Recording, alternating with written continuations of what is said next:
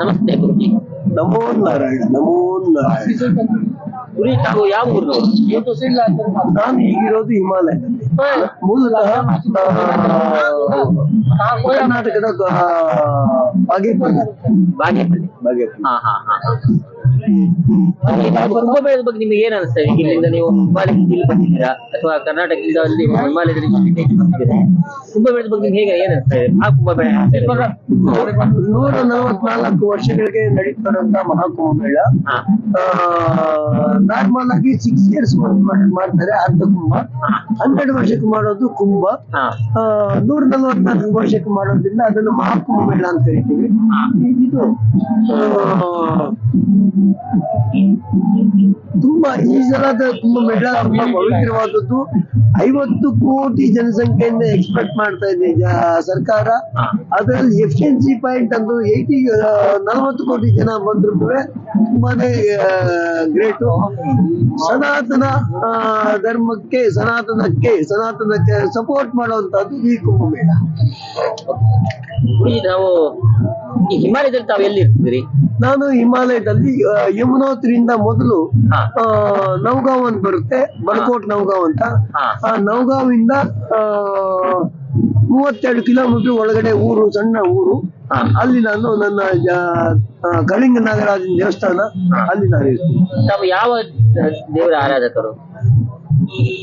ಎಲ್ಲ ಸನ್ಯಾಸಿಗಳು. ಇದರಲ್ಲಿ 2 ವಿಧ ಬರುತ್ತೆ, ಸನ್ಯಾಸಿ, ವೈರಾಗಿ. ವೈರಾಗಿ ಮೀನ್ಸ್ ಅವರು ಏನು ವೈಷ್ಣವ ಸಂಪ್ರದಾಯದವರು, ನಾವು ಶೈವ ಸಂಪ್ರದಾಯವರು. ನಾವು ಶಿವನ ಸನ್ಯಾಸಿಗಳು ಎಲ್ಲಾರು ಯಾರು ಕಾಷಾಯ ವಸ್ತ್ರ ಧರಿಸ್ತಾರೆ ಅವ್ರಿಗೆ ಅಧಿದೇವತೆ ಶಿವನೇ. ಆದ್ರೆ ನಮ್ಮ ಅಖಾಡ ದೇವತೆ ಏನು ಕಾರ್ತಿಕೇಯ ಆಗಿರೋದ್ರಿಂದ ನಮ್ಮ ಅಖಾಡದಲ್ಲಿ ನಮ್ಮ ಕಾರ್ತಿಕೇಯ ಇರುತ್ತೆ. ಎಲ್ಲಾ ಸನ್ಯಾಸಿಗಳಿಗೂ ಮೇನ್ ದೇವರು ಅಂತಂದ್ರೆ ಶಿವ. ಇಲ್ಲಿ ಕುಂಭಮೇಳ ಎಷ್ಟು ಜನ ನಾಗ ಸಾಧುಗಳು ಪಾಲ್ಗೊಂಡಿರ್ಬೋದು ಅಂತ ನಿರೀಕ್ಷೆ?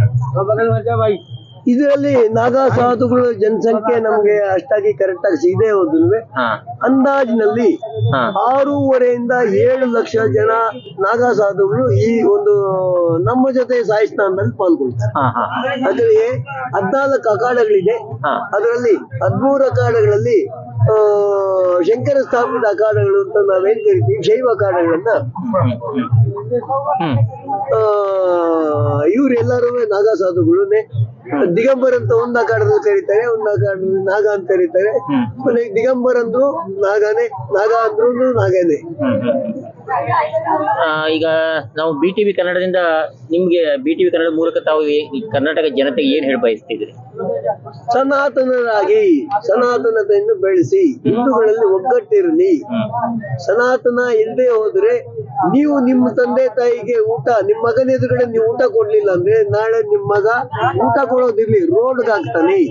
ಅವನಿಗೆ ಆ ಒಂದು ಸನಾತನ ಧರ್ಮ ಕಲ್ಸ್ಕೊಟ್ರೆ ನಾಳೆ ದಿವಸ ನಿಮ್ಗೂ ವಯಸ್ಸಾದಾಗ ನಿಮ್ ಮಕ್ಕಳು ನಿಮ್ಗೆ ಆಸರೆ ಬರ್ತಾರೆ. ಅವ್ರಿಗೂ ಅವ್ರ ಮಕ್ಕಳಿಗೆ ಸನಾತನ ಬಗ್ಗೆ ಕಲ್ಸ್ಕೊಡಕ್ಕೆ ಪ್ರೇರಣೆ ಮಾಡಿ. ಮನೆಯಲ್ಲಿ ಸನಾತನ ಧರ್ಮದ ಆಚರಣೆಯನ್ನು ಕಟ್ಟುನಿಟ್ಟಾಗಿ ಪಾಲಿಸಿ. ನೀವು ಸ್ಟ್ರಿಕ್ಟ್ ಆಗಿ ಆಚರಿಸಿ ಮಾಡಿದಾಗ ಅವ್ರು ಅಟ್ಲೀಸ್ಟ್ ಒಂದು 5% ರಿಲ್ಯಾಕ್ಸೇಷನ್. ಕೊನೆಗೆ ಈಗ ನಾವೇನಾಗಿದೆ, ನಮ್ಮಲ್ಲಿ ಒಗ್ಗಟ್ಟಿಲ್ಲ, ಏನೂ ಇಲ್ಲ, ಎಲ್ಲ ಪರಧರ್ಮದ ಆಕ್ರಮಣ ನಡೀತಾ ಇದೆ. ನಾವು ಯಾವ ಧರ್ಮವನ್ನು ವಿರೋಧ ಮಾಡಲ್ಲ ನಾಗಾ ಸಾಧುಗಳು. ನಮ್ಮ ಧರ್ಮದ ಮೇಲೆ ಆಕ್ರಮಣ ಬಂದಾಗ ನಾವು ಅದನ್ನ ವಿರೋಧಿಸ್ತೀವಿ. ನಮೋ ನಾರಾಯಣ.